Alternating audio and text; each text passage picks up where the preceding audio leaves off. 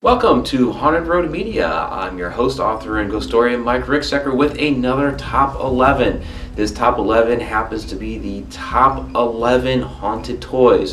And why is it 11 instead of 10? Because 11 is one more than 10. I decided to go with Haunted Toys this time around because as I am recording this, it is almost Christmas. So it seemed like a good thing to do right now. And, well, somebody had asked. So that was Dory from Dory Stories. Go ahead and check out her channel. I will link it below. She did request a Haunted Toys video, which I thought would be fantastic for Christmas. Now, a lot of these toys you're going to notice are dolls. Just trying to look up this subject, do some research. I already know about a lot of these, but you get primarily dolls. So there's going to be a lot of that in there. I've also included some children toy themed type of entries here, that may not necessarily be a toy but is either related to toys or children somehow, just to kind of split it up a little bit and not just have an entire doll top 11 here. Okay, so I'm just going to go ahead and jump right into it with number 11. That's the Pulau Ubin Barbie doll in Singapore. This doll has been set up in a shrine there for a number of years, many decades, and basically the story behind it is that it belonged to a little girl whose parents were being investigated by the British Army back in 1914. She ran off and fell off a cliff to her death, which is very sad. So this shrine has been set up in her honor. And back in 2007, there was a man who kept having these recurring dreams about the little girl and about putting this doll there. So he went to the store in his locale and found the exact doll that was in his dream, bought it, and brought it to the shrine and placed it there. It's been there ever since. Number 10 is the Okiku Doll in Japan. This is the mysterious hair-growing doll.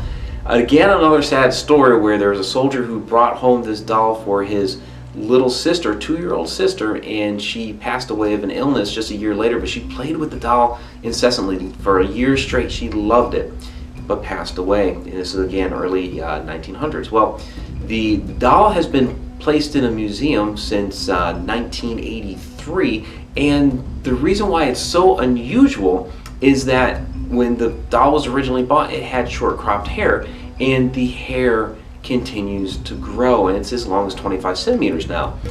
But it is said to be possessed by the spirit of the little girl. Number 9, and unfortunately this is another sad tale of a little girl who has died. This is Gracie in the Bonaventure Cemetery in Savannah, Georgia. She was 6 years old when she had died of pneumonia, and her father was so distraught and wanted to honor his daughter that he had a statue sculpted from a photograph of her. This was late 1800s, and it is a picture perfect sculpture of her that is in the cemetery at her gravesite. Now, it is said that the hotel where the mother frequently held these high society parties for the financially elite in Savannah, and Gracie was there, very often with her mother, and she loved the place, and would often be found under the stairwell playing and things like that. It is said that the location in Savannah where that hotel was, you can still see Gracie and hear her giggling and laughing. Also at the cemetery itself, the Bonaventure Cemetery, where she has been seen and also heard laughing and giggling. Now, one thing that's has been a tradition there is to leave toys for Gracie at her gravesite, which she does like playing with. And if the toys are taken away, it's said that her sculpture begins to cry. Number 8 is the Mandy doll in the Quesnel Museum in British Columbia, Canada. Now, Mandy was donated to the museum in 1991, and her owner had told stories about hearing these cries in the middle of the night that did not go away until after she had given away the Mandy doll. Those that work at the museum have noticed some odd activity while Mandy has been there, things like pencils and books and even lunches that have gone missing for long periods of time. And they even say that Mandy cannot be encased with other dolls because she'll hurt them, which is kind of mysterious in itself. Number 7, instead of one haunted toy, how about a whole bunch of haunted toys? There is a haunted Toys R Us in Sunnyvale, California that is haunted by one Johnny Johnson, who used to be a wood chopper at a farm that was the property there. The Toys R Us is on an old farm. It was the John Murphy farm. And Johnny Johnson fell in love with the farmer's daughter. Now, Johnny, unfortunately, even though he was a skilled wood chopper, missed his target one day, gashed his leg wide open from his axe, and bled to death on the property. Now, since then, and since the Toys R Us has been there, women that go by claim of having their hair brushed or their back brushed by an unseen hand. Nobody's there when they turn to look. In the women's bathroom, the faucets turn on and off, and there are specific aisles within the store where toys just suddenly go flying off the shelves. And that's attributed to Johnny. Number 6 is the Letta doll. Now, this doll was discovered by an Australian in an abandoned house underneath the front porch of an abandoned house in 1972. He was actually there for a funeral and went back to an old house that he always felt creepy, was scared to go near, and he decided to face his fears and found this doll under the front porch. Now, it is said that the Letta doll is about 200 years old and was crafted by Romanian gypsies. It's been known to occasionally scream "Letta meow," which is how it got its name. When it enters a room or somebody brings it into to a room, wall hangings and pictures are known to fall off the walls, and dogs that go near it are known to bark wildly.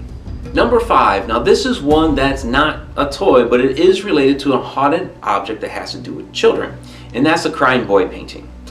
The Crying Boy painting, this story basically started in 1985, and the Crying Boy is a series of prints. There were several hundred that were printed off as, not a, fantastic, famous painting other than this story that goes along with it. And basically what happened was that in Rotherham in South Yorkshire, England, a house burned to the ground, and one of the surviving things in the one room was this painting, which was completely unscathed. Now, the brother of the homeowner took notice of this, and being a fighter himself, made the comments that he has seen this before, where houses would catch ablaze, in this painting, or one similar to it with the crying boy, would remain intact while everything else around it burned. And so this story got out, and a lot of other people suddenly became, afraid of the painting. There were people that were trying to debunk it and asked for, paintings to be sent in, and different things like this. And there were still continuing stories of houses being burned down and this painting surviving. Now, while there are a lot of skeptics who believe it is just an urban legend, a lot of those people who have been offered to take the painting home won't take the painting. There's also a legend behind the artist in this painting, in that the boy that he painted, he had just seen walking along one day. He was an orphan and was crying, and he painted this boy and took pity upon the boy, took him in. But the child's parents, the reason why he was an orphan, he had died in a fire. Well, after bringing this boy into his home, it's said that the studio of the painter burned to the ground.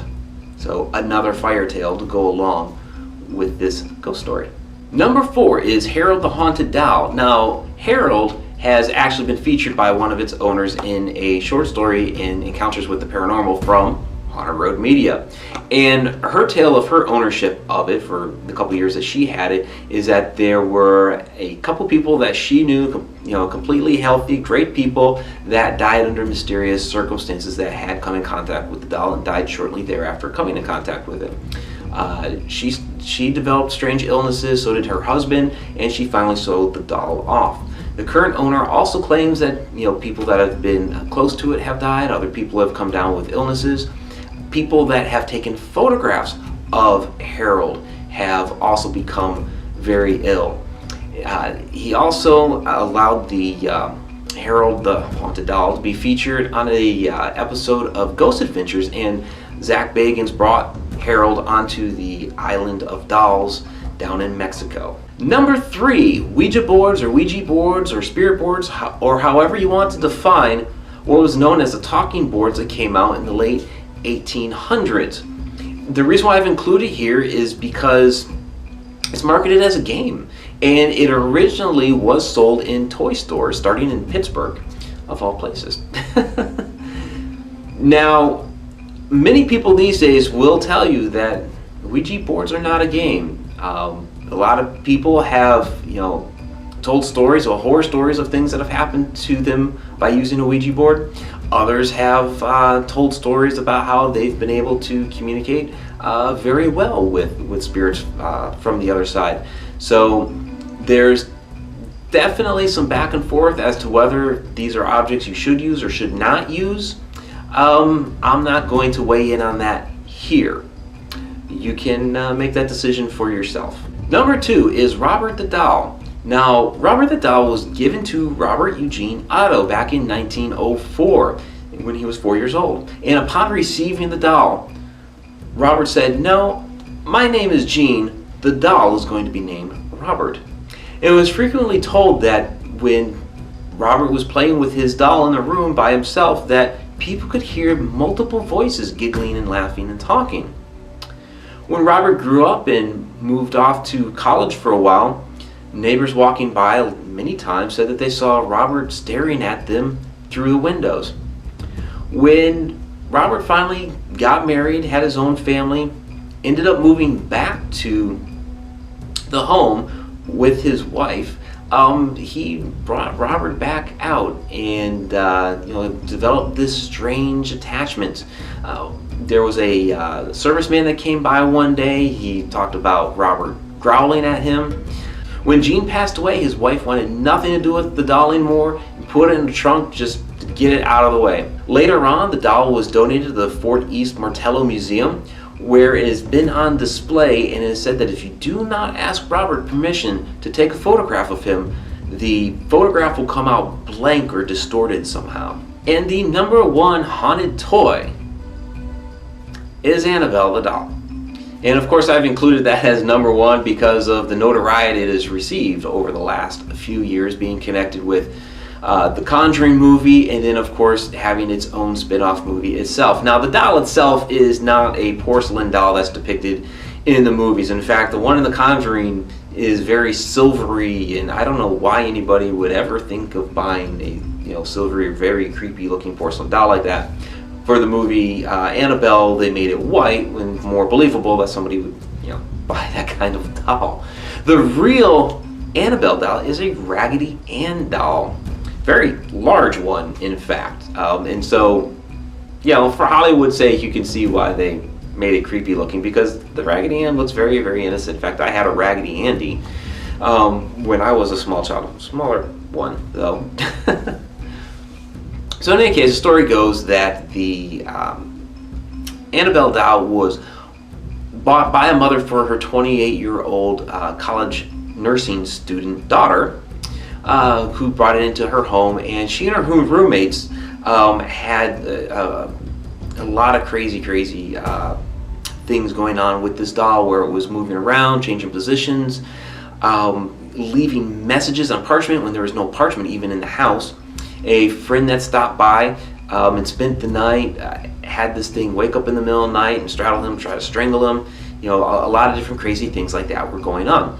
So Donna, the daughter, took the doll to a medium, and this medium told her that it was the spirit of a little girl that was afraid that she wasn't going to want her or anything like that. So Donna gave permission for this little girl spirit to reside within the doll.